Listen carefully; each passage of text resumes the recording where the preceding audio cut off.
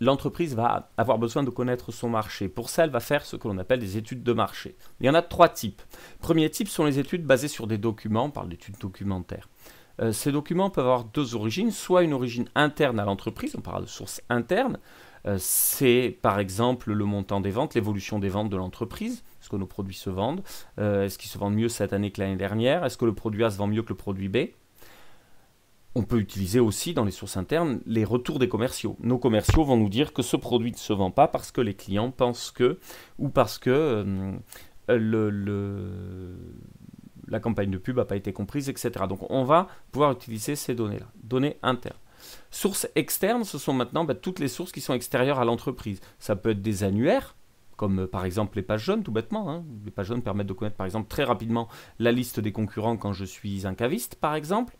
Mais ça peut être aussi des choses un peu plus fines, des annuaires plus professionnels, des données sur Internet et bien évidemment tout ce que je vais pouvoir lire dans la presse professionnelle, que ce soit Rayon Boisson, Linéaire, LSA.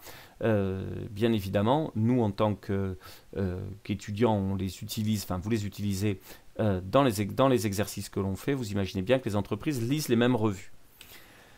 Deuxième type d'études sont les études quantitatives, des études qui permettent d'obtenir des données quantifiées, quantitatives, dit-on, c'est-à-dire des chiffres. Quel est le pourcentage de la population qui consomme du vin, par exemple?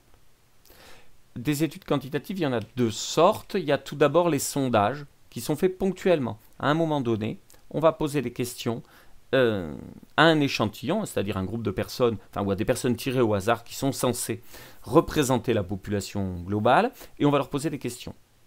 Ces personnes, on les voit une fois, on leur pose la question, ça permet d'avoir une photo à un moment donné.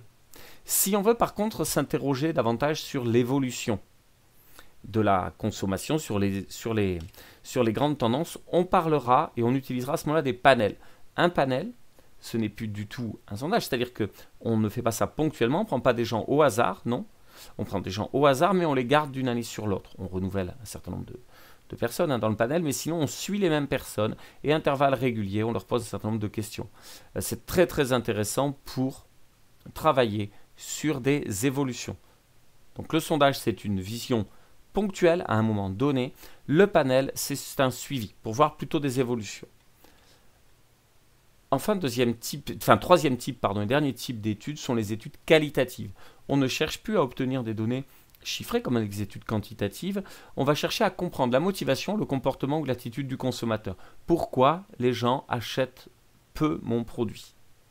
Pourquoi est-ce que les jeunes n'achètent pas mon produit?